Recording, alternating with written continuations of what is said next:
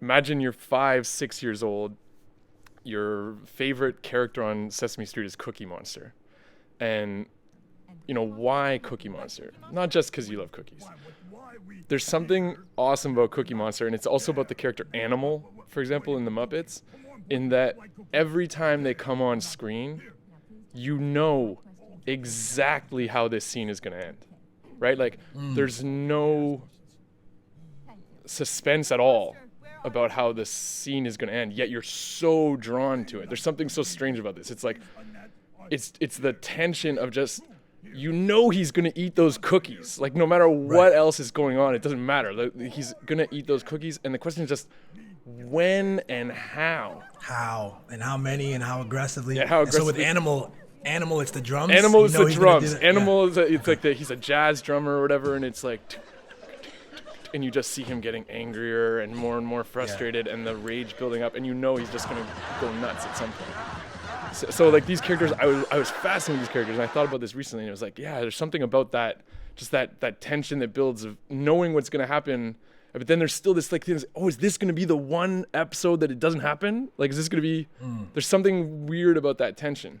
So when you graduate, as I did in 1991, from Sesame Street to being like a full-time sports-obsessed child, around the time that Michael Jordan is becoming this relentless victory machine, whereby there was no question that the Bulls were going to win.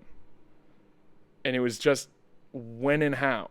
Like, sometimes they would have to take 6 games to do it. And there would always be this tension. Oh, is this the year that somebody's going to beat the Bulls? Like, and even though deep down you knew nobody was beating the Bulls, nobody was beating Michael Jordan, but there's, John Starks is playing really well. Oh, Patrick Ewing. I thought the Knicks had it a few times, man. Yeah. And I'm hurt. Yeah. I hate that shit.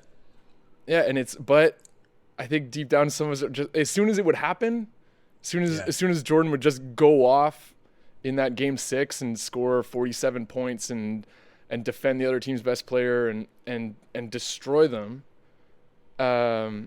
you would go, oh, well, of course that was going to happen. Of course Cookie Monster was going to eat the cookies. Yeah. And then later on, we discovered, as we became adults, that Michael Jordan isn't the Cookie Monster. He's Oscar the Grouch.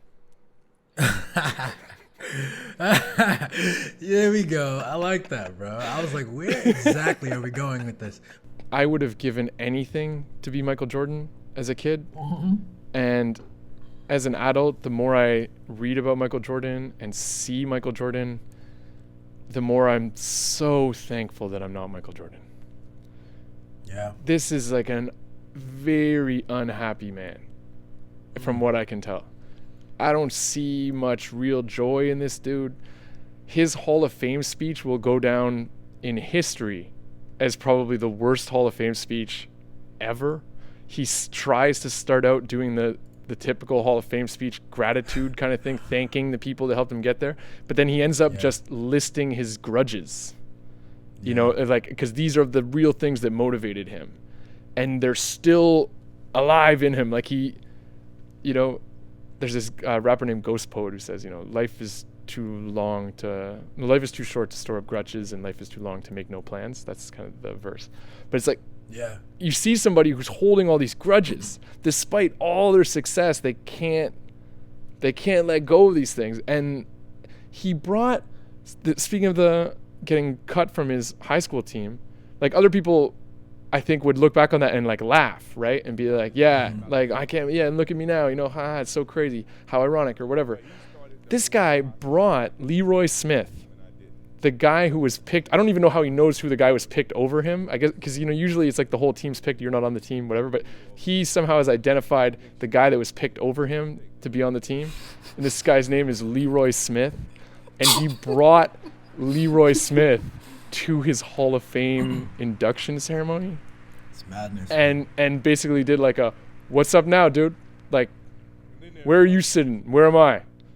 Kind of thing. Like, he's still, like, he hasn't been able to let go of that moment. He's living in hell. That's insane. I'm really glad. So again, I have nothing, no comparisons. I think maybe it's because I've suffered enough losses that it's kind of like, I understand the benefit of being chill, and I am so not the grudge guy. I often forget things that occurred to me that were rough. Yeah. But I'm thinking of MJ. He had that loss in high school. I'd say he wasn't picked for the team, and then just incredible success, winning championship with North Carolina, and then in the pros, and just being an icon and all that stuff. Space Jam.